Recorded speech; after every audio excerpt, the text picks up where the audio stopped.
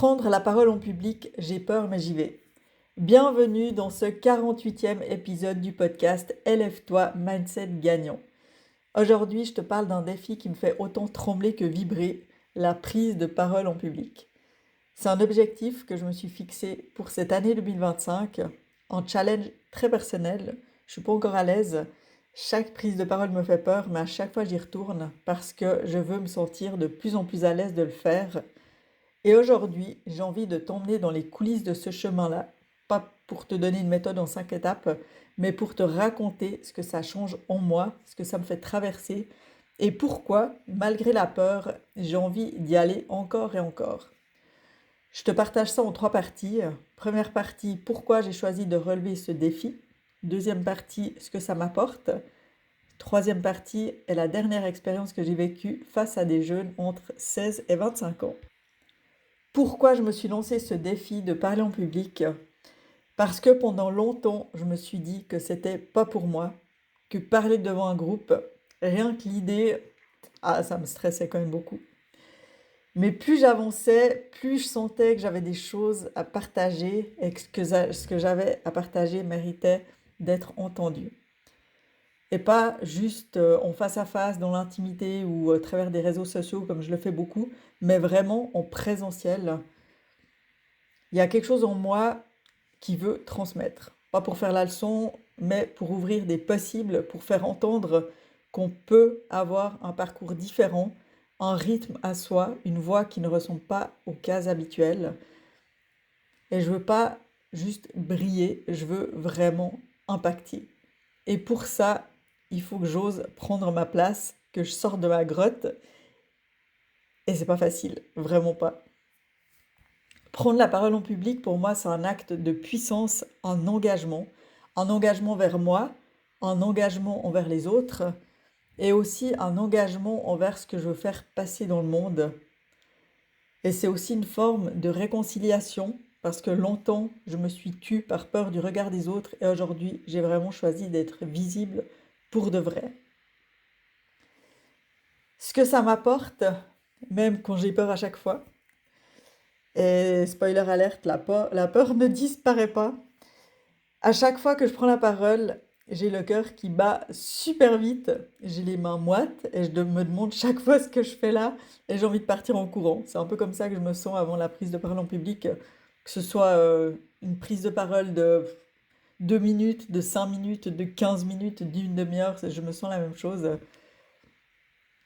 Mais je le fais avec cette peur, en marchant avec elle. En fait, je la prends avec moi, je respire bien fort et j'y vais. Et à chaque fois que je le fais, il se passe un truc assez fort. C'est que je me reconnecte à une part de moi que j'aime beaucoup. C'est cette part de moi qui ose, qui se montre et qui a un message puissant à transmettre. J'ai du plaisir à regarder dans les yeux les gens, à sentir leur énergie, leur silence, leur sourire et à voir comment ils sont captivés par ce que je raconte. Et je découvre aussi une version de moi plus libre, plus présente, plus alignée aussi. Même si des fois je bug un peu, même si parfois je bafouille ou bien des fois j'ai même la voix qui tremble. J'essaye que c'est pas que ça se voit trop, que ça s'entende trop. Mais voilà, ça fait partie finalement de l'aventure.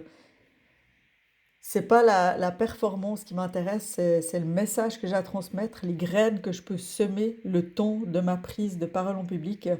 Et je me dis qu'à chaque intervention, je m'habitue un peu plus, même si franchement, des fois, je me demande si on peut s'y habituer. Mais je pense que voilà, ce qui peut paraître naturel pour certaines personnes, ben pour moi, c'est un challenge, tout simplement. Ce que j'ai vécu en parlant à un groupe de jeunes adultes, aujourd'hui, j'ai parlé devant un groupe de jeunes entre 16 et 25 ans. Et franchement, c'était assez intense, parce qu'en fait, j'avais peur.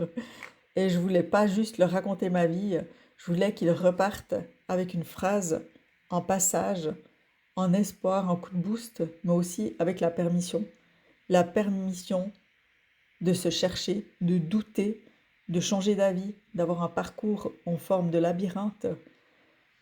Je leur ai raconté mon histoire, mes galères, mes détours, Et c'était pas pour leur dire regardez comme je me suis sortie, même si voilà, ça donne un message d'espoir quand même, mais vraiment pour dire qu'il y a pas une bonne voie, il n'y a pas de normal, qu'il y a juste un chemin, leur manière d'avancer et leur vie à vivre.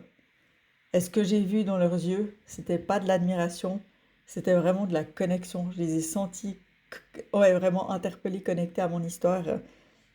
Et waouh, ça m'a fait tellement chaud au cœur. Et là, j'ai compris encore un peu plus pourquoi je fais tout ça. Pourquoi je continue à y aller, même avec la boule au ventre. Et je m'engage vraiment à continuer à le faire, même avec la peur encore et encore.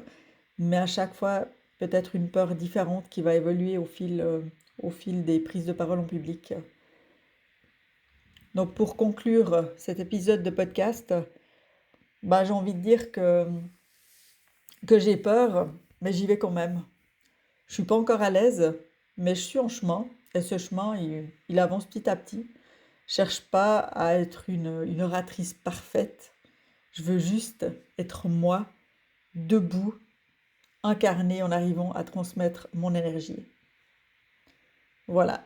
Si toi aussi tu as envie d'aller explorer une mission qui te fait peur, dis-toi que c'est normal.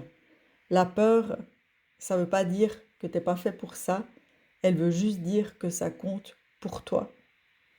Alors moi, je t'encourage vraiment à y aller, un pas après l'autre, comme je le fais. Et franchement, tu risques bien d'être étonné de ce dont tu es capable de faire et où tu es capable d'aller. Merci de m'avoir écouté, encore une fois, au travers de cet épisode. Et si tu penses qu'il peut être utile à quelqu'un, à une personne, n'hésite pas à le partager. Et surtout, n'oublie pas, tu as le droit de trembler, tu as le droit d'y aller quand même et de prendre ta peur par la main. Voilà, merci beaucoup de m'avoir écouté jusque-là et moi je te dis à bientôt dans le prochain épisode.